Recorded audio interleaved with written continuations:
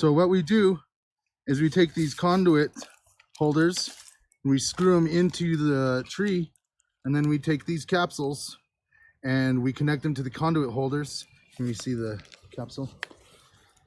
These capsules have a hole right here for the bees to emerge out of, and some ventilation holes. We open up this capsule,